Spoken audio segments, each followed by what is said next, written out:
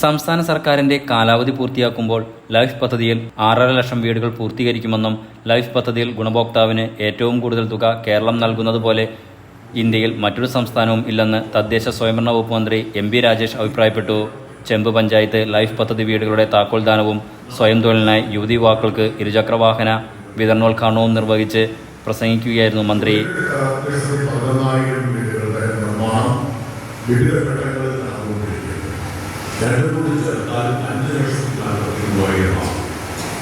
ഈ കൊല്ലം 4 വർഷം 1 ലക്ഷം വീടുകൾ കൂടി ഗവൺമെന്റ് 6 ലക്ഷം വീടാണ് ഈ ഗവൺമെന്റിന്റെ കാലാവധി പൂർത്തിയാകുന്നത്. ഇന്ത്യയിൽ ഒരിടത്തും ഒരു സംസ്ഥാനത്തും ഇത്രയധികം വീടുകൾ സർക്കാർ നിർമ്മിച്ചിട്ടില്ല. നമ്മളൊരു ഗുണഭോക്താവിന് കൊടുക്കുന്നത് 4 ലക്ഷം രൂപയാണ്. ഇന്ത്യയിൽ ഒരിടത്തും ഒരു സംസ്ഥാനത്തും വീടിന് 4 ലക്ഷം രൂപ ഗുണഭോക്താവിന് കൊടുക്കുന്നില്ല. കേന്ദ്ര PMAY ഗ്രാമീൺ പദ്ധതി ഗുണഭോക്താവിന് കൊടുക്കുന്നത് ആകെ 72,000 രൂപയാണ്. വെറും 72,000 രൂപ നമ്മൾ കൊടുക്കുന്നത് 4 ലക്ഷമാണ്. Vaikom block panchayat president S Biju ചടങ്ങിൽ അധ്യക്ഷത വഹിച്ചു.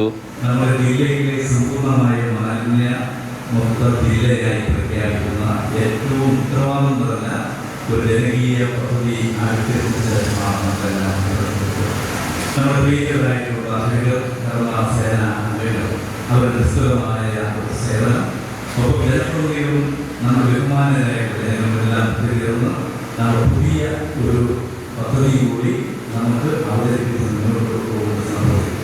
നമുക്ക് നമ്മുടെ നാടിൻ്റെ സ്വപ്നങ്ങൾക്ക് വേണ്ടി നന്മകൾക്ക് വേണ്ടി ഒരുമിച്ച് കൈകോർത്ത് മുന്നോട്ട് പോകാൻ ഇതൊന്നും മാത്രം പ്രഖ്യാപിച്ചുകൊണ്ട് അതിൻ്റെ അധ്യക്ഷത 11-ാം വാർഡ് നിർമ്മിച്ച അങ്കണവാടിയുടെ ഉദ്ഘാടനം, സ്വയം തൊഴിലിനായി യുവതി യുവാക്കൾക്ക് ഇരുചക്രവാഹന വിതരണം, HSC മെയിൻ സെന്റർ കെട്ടിട ശിലാസ്ഥാപനം എന്നിവയും മന്ത്രി നിർവഹിച്ചു. യോഗത്തിൽ അതിദരിദ്ര വിഭാഗങ്ങളുടെ ഗുണഭോക്താവിന് ഭവന നിർമ്മാണത്തിനുള്ള ഭൂമിയുടെ രേഖകൾ കൈമാറൽ, ഏനാദി സബ് സെന്റർ നിർമ്മാണത്തിന് സൗജന്യമായി ലഭിച്ച ഭൂമിയുടെ രേഖ സ്വീകരിക്കൽ എന്നിവയും നടന്നു. ചെമ്പ് panchayat president Sukanya Sukumaran, panchayat vice president KK Rameshan, panchayat secretary Jyothilakshmi, സംഘാടക സമിതി joint convener TR Sugathan, block ഗ്രാമപഞ്ചായത്ത് അംഗങ്ങൾ, വിവിധ രാഷ്ട്രീയ കക്ഷി നേതാക്കൾ, വകുപ്പ് ഉദ്യോഗസ്ഥർ തുടങ്ങിയവർ പ്രസംഗിച്ചു. Enlight news Vaikom.